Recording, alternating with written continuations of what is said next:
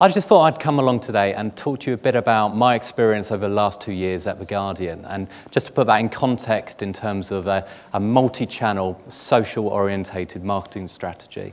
I was there for about 2 years. I just left over the summer, and I've just been taking a little bit of time off. Just came back from Cambodia and Vietnam, so I'm a little bit jet-lagged, but I don't expect any sympathy whatsoever.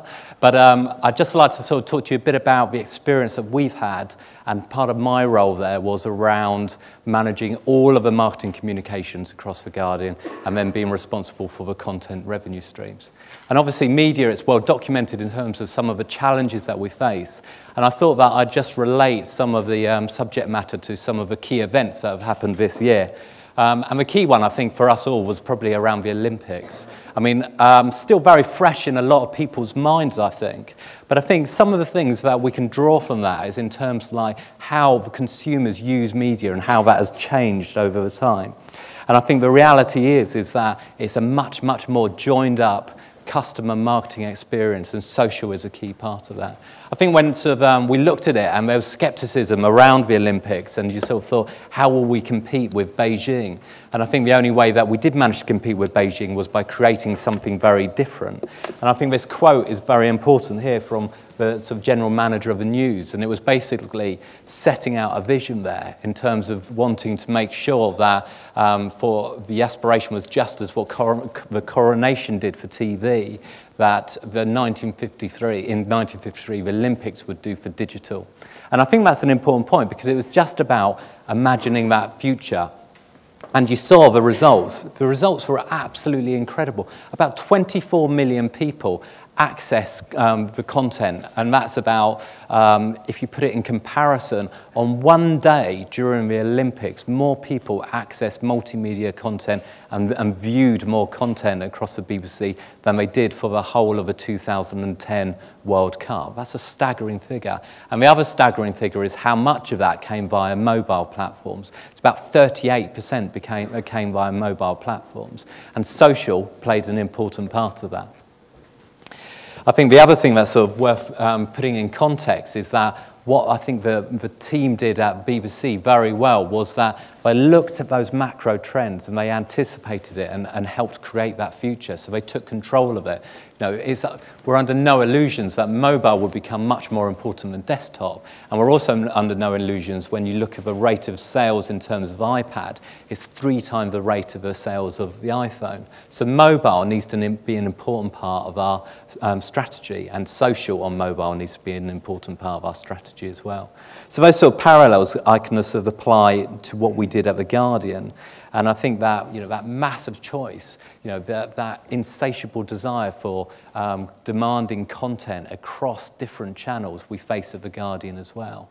And trying to keep in front of that rather than behind that is a significant challenge for us. So just take you through a bit of examples of what we did whilst we were at The Guardian, and in terms of like how that sort of, you know, manifested itself, some of the decisions that we made, and hopefully there'd be some importance of and interesting learnings for you there, especially with regards to the social platforms that we did. You know, when I joined 2 years ago, I joined from Absolute Radio, so another media organisation, and my role there was about how do you sort of take this radio station and make it a multimedia proposition, and we use social marketing very much to do that. And the brief was really clear with The Guardian. It was about how do you take it from being an anonymous, one-dimensional relationship with a paper at newsstand into a contactful, multi-platform social marketing experience. And when you think about it, you know, this is not an exhaustive list of all the touch points in terms of, from a Guardian perspective, but it's a fairly substantial one indeed. And it's about providing content across a range of different channels. And I think the interesting thing is that actually, when you look at that sort of a wide mix, it provides you with a few different challenges. I think that the key thing is that you can use those channels in terms of building your brand, strengthening engagement, allowing opportunities for monetization, and protecting your brand from new upstarts as well. And I think that we try to approach that in terms of what we were trying to do within The Guardian. But at its heart is still the paper. You know, this is 190 years of history. This is part of the overall DNA here. This is about the groundbreaking journalism that has been created under the sort of the Guardian guise. And I think the reality is that if you think about it, the role of a paper has changed significantly. And the role of a paper has changed in terms of, actually, it isn't the first thing that you use for your news in the mornings these days. Most of it tends to be on this. And we see a massive peak in terms of news consumption in the early morning and late at night via our mobile and our iPads. But actually, it plays a significant role, and it's a significant role as an influencer within our society. You know, the journalists still very much want to write for the paper, and actually, a lot of the sort of key influencers want to actually comment within the paper as well. But, you know, we talk to 3 million people across a variety of channels on a daily basis. And it's important for those individuals that they have an opportunity to interact with us. You know, the Guardian brand has been an incredibly strong brand. There's been advocates throughout its whole history. And that hasn't changed. And the social platforms make it much easier for us to do that. And I'm going to spend a bit of time just talking around sort of Facebook, because actually, when we talk about likability, Facebook is the one that sort of comes to mind, first of all. And I think that there's some interesting learnings just through this journey. And, you know, 2 years ago, we would not have anticipated the role of Facebook and the questions that it would throw up for us, or the impact it would have on the role of media. You know, it is a huge, huge potential threat, as well as being an excellent partner as well. Just to help, first of all, who has the app? Anyone downloaded the Guardian app on Facebook? A few of you out there? Well, at its heart, it's basically a social reader. So you download it, you can read news on the Guardian, and the news that you read is shared with your friends, and you see what your friends are reading. And it has a really, really interesting effect for us, because what happens is that it allows a whole wealth of articles that you might not have known about to actually be surfaced within your network of friends. And actually that ensures a viral effect, and we find more and more people reading it. So in short, it's a social reader. And it sort of fits very well with the open philosophy of The Guardian, which was about spreading the word globally, sharing those values and that editorial views, and engaging the audience in a way that allows them to collaborate and participate and shout about the issues that are most important for them. But along that way, I think, you know, we've been experimenting, and it's just another step on that explorative journey. I think that we've learned a lot. I think Facebook is still continuing to grapple with some of the technology that they've unleashed on the world and work out how they can do that. And there's this debate about likability and this debate about engagement. And I think in a way it's a little bit misleading, because actually you've just got to relate it back to human behaviour. And the bottom line is that, you know, if you're down the pub with your mate and he's droning on about his favourite death metal band for the 10th time, and your idea of an angry song is Yellow by Coldplay, then you tend to switch off. You know, that just sort of tends to happen. And the same happens if that, you know, if you've been you know, down the pub and you're talking to your friend about how much you liked Newsnight last night for the 5th week running, and his favourite news is the back page of the Metro, again, you tend to switch off. So this whole idea about engagement and likability, I think, is evolving, and we have to sort of relate it back to human behaviour.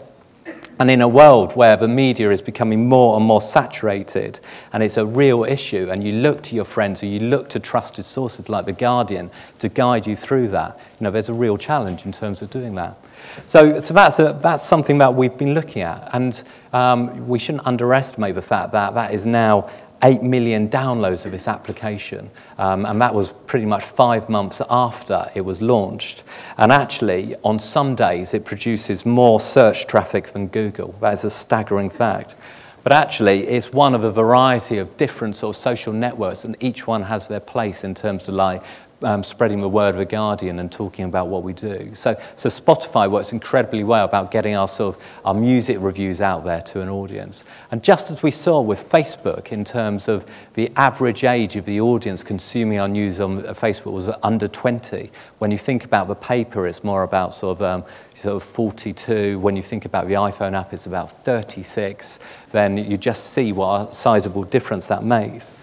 But actually, we also use Flipboard. Flipboard's a really interesting application on iPad where it sort of draws in your favourite sources off another sort of a number. And it just shows that actually there's different media channels that work effectively for different elements.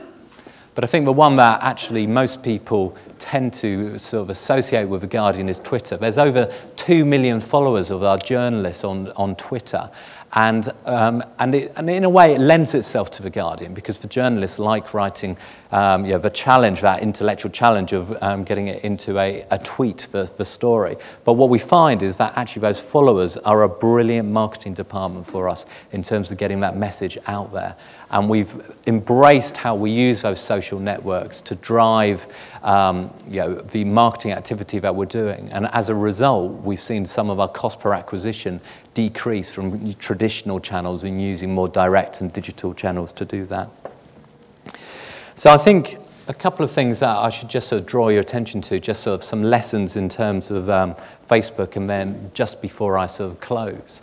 Now, the interesting thing with Facebook is that it is a social experience, so it is all about sharing, and it's about sort of demonstrating what you're into or not. But for us, there was a very, very important lesson, which is actually it surfaces archive news content. So if you've read an old article that basically says Harry Potter star stabbed, and you read that, and then it's posted on your sort of profile, and then one of your friends reads that, and they think, oh my God, what's that about? And they open it. For a minute in their subconscious, when they realise that that isn't today's news, that was back 2 or 3 years, their view of The Guardian changes slightly.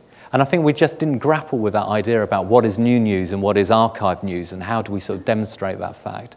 So the role of the brand and how the brand is used within social networks changes over time. Something that we weren't aware of at the time, but actually became quite a big issue for us because we were seen as this trusted source where everything was verified, and it was almost like we were providing inaccurate information sometimes. So that was a real challenge. So we're still learning, just as Facebook is still learning. I think we're learning about the different roles of social media.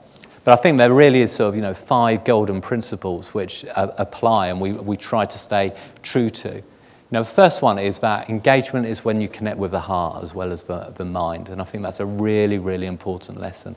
And that is very much about being at the top of your game all the time. I think the athletes of the Olympics, for a lot of them, they were completely unknown for 4 years until the Olympics. Yet the standard and the quality of work they were doing in that run-up was incredibly important. So that passive relationship is as really as important as that interactive relationship. The second one is let your audiences do your marketing for you. I think that the Sun played a blinder in terms of the Olympics, in terms of embracing the whole sort of Bradley Wiggins, and it's an important thing that we've tried to do in terms of use our marketing team and to help push out to our advocates and then let them become the marketing department when we've got campaigns running, and that's worked incredibly well. But it is about using all available media channels, but understanding that some channels work much more effectively for you than others. Twitter is that example for us. Twitter works very, very well, and some of the other platforms such as YouTube less well, and that's just partly to do with our heritage. Relevance is everything. The bottom line is that actually we've got a huge amount of content and there is no point just pumping it all out there. It's very important that it's relevant to our audiences and they interact with that. And I think this, for me, is something that we learn along the way. Smaller audiences that are more engaged are actually much more important to us.